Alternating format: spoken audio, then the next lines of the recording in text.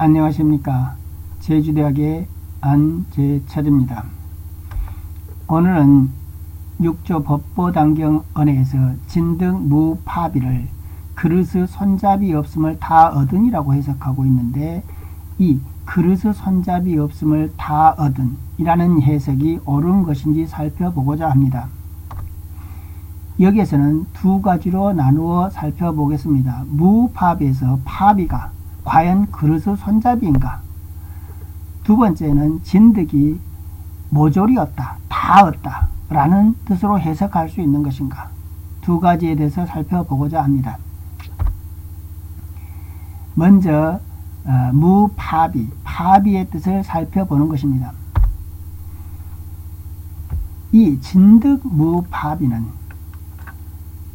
원문이 진득무파비가 실려있는 곳에 원문은 이렇게 실려 있습니다. 그리고 이것을 언해하여 해놓은 것이 바로 이러한 해석입니다. 그리고 이 언해를 현대말로 옮겨놓은 것이 바로 이것입니다.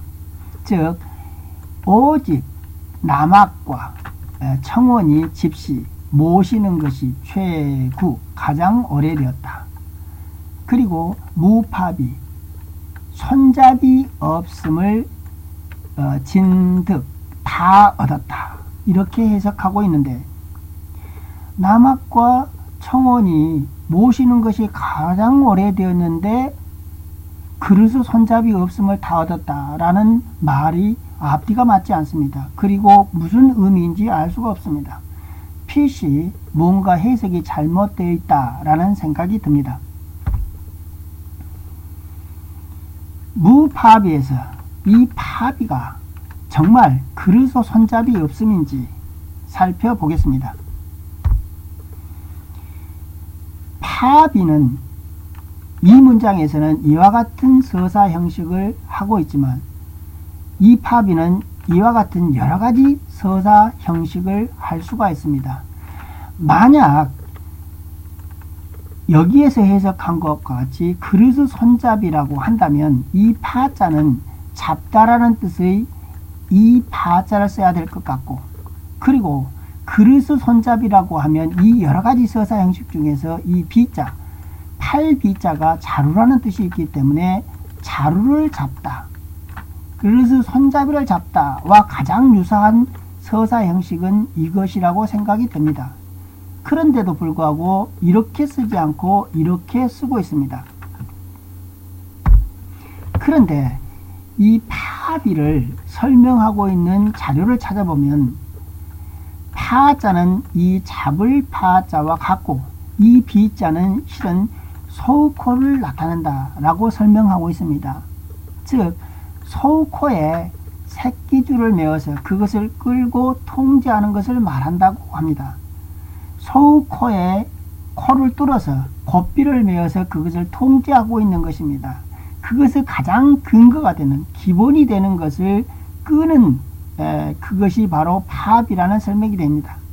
즉 이것으로부터 인신되어서 물건을 움켜쥘 수 있는 것이라는 뜻이거나, 또는 말의 근거, 또는 불교에서는 선법을 깨닫기 시작하는 곳과 깨닫는 곳, 그리고 선기의 기봉이라는 뜻을 나타낸다고 합니다. 앞에서 살펴본 바와 같이 파비는 오로지 이와 같이 쓰는 것이 아니고 이와 같은 여러 가지 글자 형식이 있습니다. 그런데 설명한 바와 같이 파자가 잡다라는 뜻의 이 파자와 같다고 하더라도, 그러면 이와 같이 파비를 써야 될 것입니다. 그리고 코를 잡다, 소의 코를 잡다 라고 한다면 이와 같이 써야 합니다. 그럼에도 불구하고 이번에는 이 비자 대신 이러한 여러 가지 글자체를 쓰고 있는데, 이걸로 보아서 소의 코를 잡다라는 말도 이것은 옳지 않다라는 생각이 듭니다. 왜냐하면 이 비자를 이러한 다른 글자로 바꿀 수 있기 때문입니다. 사실 이것은 옆면자라는 것입니다. 연면자라는 것은 각 글자로 나누면 뜻이 없습니다. 이것은 오로지 발음으로 인해서 그 뜻을 얻는 것을 말합니다. 연면자에는 대체로 두세 가지, 세 가지의 형식이 있는데 쌍성이거나 처분, 그리고 동음 관계가 있습니다. 쌍성과 처분을 설명해 보겠습니다. 쌍성이라는 것은 이 파비의 파자와 이 비자의 비읍, 이것이 모두 수음이듯이 초성끼리 발음이 유사한 것을 쌍성이라고 합니다. 이와 같은 것은 우리는 흔히 쓰는 핍박이라고 할 때도 이읍 앞에 초성의 피읍과 비읍이 유사한 것을 볼 수가 있고, 또 회황이라는 용어가 있는데 그것도 히읗으로 초성이 같은 것을 볼 수 있습니다. 이와 같이 초성끼리 유사한 것, 같거나 유사한 것, 이것을 쌍성관계라고 합니다. 그리고 우리가 선효에서 망망량량이나 외외최최라는 말을 사용하는데 이 망자와 량자에서 중종성이 유사한 것을 볼 수 있습니다. 이와 같이 중종성이 유사한 것을 처분이라고 하고, 초성과 중종성이 모조리 같은 것을 우리는 동음관계라고 하는데, 아무튼 연면자는 이렇게 쌍성관계이거나 처분관계 또는 동음관계인 것을 우리는 연면자라고 합니다. 연면자가 어떻게 만들어지는가, 그것의 특성이 무언가를 살펴봅니다. 연면자는 각 글자, 그 단어를 구성하고 있는 각 글자의 한자의 뜻과는 무관한 것입니다. 이것은 먼저 소리에 의미가 부여되고 그 소리와 유사한 글자를 써서 만들어진 단어입니다. 따라서 한 가지 서사 형식만 있는 것이 아니고 여러 가지 서사 형식이 있을 수 있습니다. 우리는 유사하다라는 뜻을 방불하다고 합니다. 방불이라는 단어에 이미 유사하다라는 것이 결정되어 있습니다. 그리고 그 방불을 드러내는 여러 가지 한자 글자들 중에서 그 방불과 유사한 글자를 이렇게 써서 그 뜻을 드러내는 것입니다. 파비도 이미 뜻이 결정되어 있는 것입니다. 파비라는 소리의 뜻이 결정되어 있고, 그리고 그것과 유사한, 발음이 유사한 글자들을 골라서 쓴 것이기 때문에 이와 같이 여러 가지 서사 형식을 가질 수 있는 것입니다. 즉, 이 한 글자 한 글자의 뜻과는 전혀 무관한 것이 바로 연면자인 것입니다. 현대 중국어에서는 파병, 이렇게 쓰는 파병이나 이렇게 쓰는 파병이 있는데, 이건 역시 이 세 가지 뜻을 나타낸다고 설명되어 있습니다. 이것은 여기서 설명하고 있는 이 글자와 동일한 것입니다.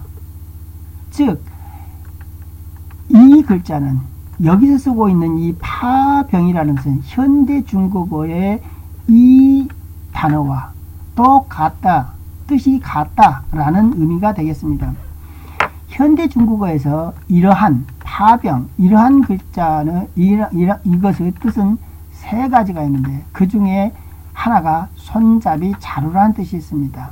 이것을 따라도 손잡이 없다, 그릇의 손잡이 없다 라는 뜻은 가능합니다. 그런데 이 뜻 중에 유래라는 뜻도 있습니다. 그러면 이 세 번째를 따른다면 유래가 없다, 무파비는 유래가 없다라고 해석할 수 있을 것입니다. 여기에서 이 무파비는 유래가 없다라고 해석하고자 합니다. 그러면 유래가 없음을 모조리 얻다라고 해석할 수 있을 것 같습니다. 그러나 유래가 없음을 모조리 얻다라고 한다고 해도 앞에서 그 문장은 이해가 되지 않습니다. 이 문장은 오직 남학과 청원의 모심이 가장 오래되어 유래 없음을 다 얻은 까다, 다 얻다 라고 해석되어야 되는데 이 말 역시 이해할 수가 없습니다. 그러면 여기에서 진득에 대해서 해석을 살펴보겠습니다. 진득에 대한 해석을 세 가지로 나누어 살펴보겠습니다. 먼저 진은 부사어고 득이 동사라고 그리고 무파비는 그것의 이 동사 득의 목적어라고 해석하는 방식입니다. 부사어라는 것은 수로 앞에서 그 수로를 꾸미는 것이 부사어입니다. 즉 이와 같이 해석한다면 이 진자는 득자를 앞에서 꾸미는 모조리 얻다 라고 해석되는 것입니다. 그리고 무파비는 이 득자의 목적어이기 때문에 무파비를 모조리 얻다 라고 해석하는 것입니다. 즉 유래 없음을 모조리 얻다 라고 해석하는 방식이 1번입니다. 두 번째는 이 진자가 수로가 되는 것입니다. 수로라는 것은 동사이거나 형용사를 말합니다. 그리고 이 무파비는 이 진자의 목적어라고 보는 것입니다.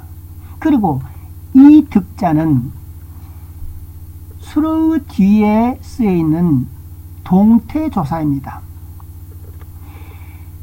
동태조사는 득이라는 뜻이 없습니다. 그리고 수로가 완료인가, 과거인가, 가능인가 이러한 것을 나타내는 것이 바로 동태조사입니다. 즉 여기 이 득자의 경우는 수로 뒤에서 완료나 가능을 나타낼 수 있습니다.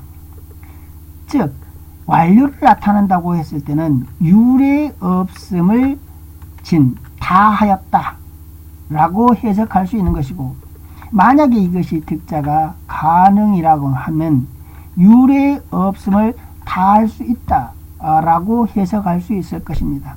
그러나 이러한 해석 역시 의미가 통하지 않습니다. 다음은 세 번째 해석입니다. 세 번째 해석의 방식은 이 진자는 수로가 되고 이 무파비는 이 수로를 뒤에서 꾸며주는 보호라고 보는 것입니다. 정도 보호로 보는 것입니다. 그리고 이 득자는 구조조사가 됩니다. 이것은 현대 중국어를 아는 사람은 쉽게 이해가 될 수 있습니다. 아무튼 이 무파비가 이 진자라는 수로, 진의 수로 뒤에서 정도 보호가 된다면 이 해석은 무파비할 정도로 진하다라고 해석할 수 있는 것입니다. 즉 유래가 없을 정도로 다하다라는 해석이 되는 것입니다. 이것을 앞에서 설명한 방식대로 다시 해석해 보겠습니다. 오직 남학과 청원이 집시 모시는 것이 가장 오래되었으며 무파비 유래가 없을 정도로 다하였다 라고 해석하는 것입니다. 이것은 이 육조 해능 스님을 모신 사람이 전등록에 43분이 기록되어 있다고 합니다. 그런데 그 43분 중에서도 남학과 청원이 그 모시는 것이 가장 오래되었을 뿐 아니라 그 43명 중에서는 유래를 찾을 수 없을 만큼 온갖 정성을 다하였다라는 의미가 될 것입니다. 따라서 이것의 해석은 오직 남학과 청원이 시중득기를 가장 오래도록 하였으며 유래를 찾을 수 없을 정도로 다하였다라고 고쳐져야 할 것입니다. 감사합니다.